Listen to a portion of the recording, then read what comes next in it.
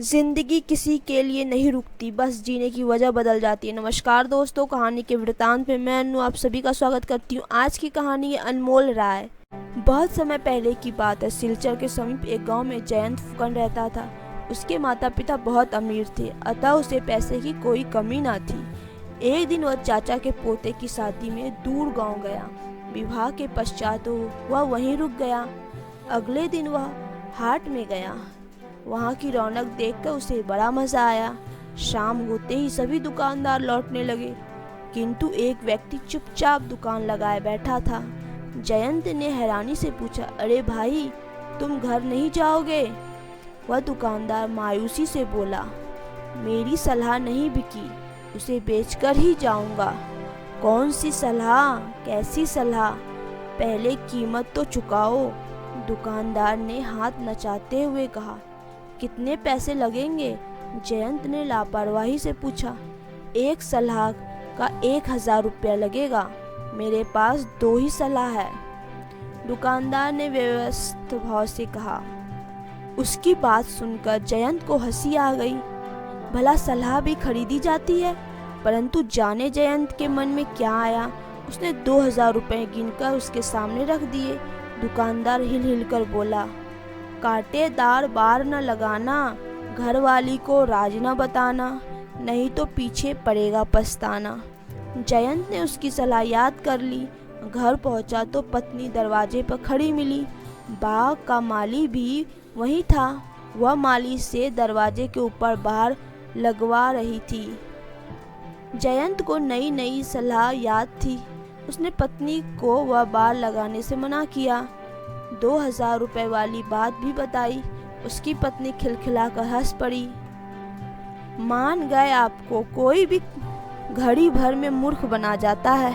अरे इतने रुपए पानी में बहाए, मेरे लिए जीवर बनवा देते। जयंत चुपचाप भीतर आ गया। उसे अपनी गलती पर क्रोध आ रहा था। ठीक ही तो कहा पत्नी ने, 2000 रुपये गवा दिए।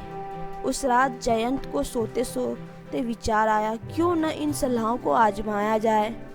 उसने एक सूअर के बच्चे को सिर काटकर जंगल में छिपा दिया।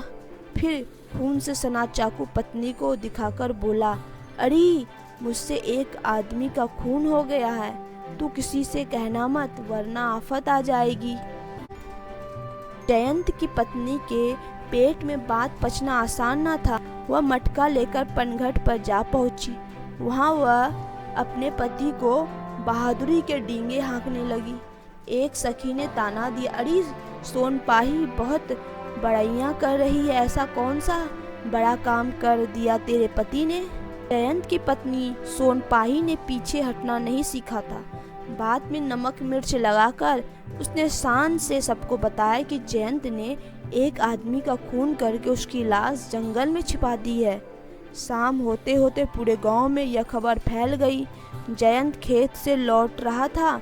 लोग उसे देखते और हाय राम, जान बचाओ कहकर भाग खड़े होते। जयंत कुछ समझ नहीं पाया। अगले दिन राजा का बुलावा पहुंचा। हड़बड़ाहट में जयंत घर से निकला। दरवाजे की कंडीली बार में उसके सिर की पगड़ी गिर गई। जयंत उसे बिना पहने ही चल दिया। राजा के दरबार में नंगे सिर जाने की सख्त मनाही थी। जयंत को देख राजा गुस्से से भर उठा। जब जयंत को याद आई वह सलाह, कांटेदार बार न लगाना, फिर राजा ने उससे गरज कर पूछा, तुमने एक आदमी का खून किया है? जयंत ने हकलाते हुए उत्तर दिया, जी मैं नहीं। क्या मैं लगा रखी है? स्वयं तुम्हारी पत्नी उस खून की गवाही है।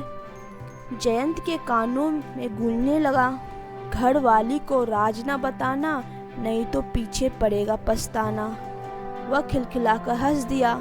उसने धीरे धीरे राजा को समझाया कि किस तरह उसने सलाहों की परीक्षा लेनी चाहिए। राजा से आज्ञा लेकर वह जंगल में से सूअर का काटा हुआ सिर ले आया। राजा ने सारी बात सुनी तो वह भी हंसते हंसते लोटपोट हो गए। जयंत को ढेरों इनाम देकर विदा किया गया। सोनपाही कुछ नहीं जान पाई, परंतु जयंत ने उन सलाहों को सारी उम्र अमल में लाने का निश्चय कर लिया।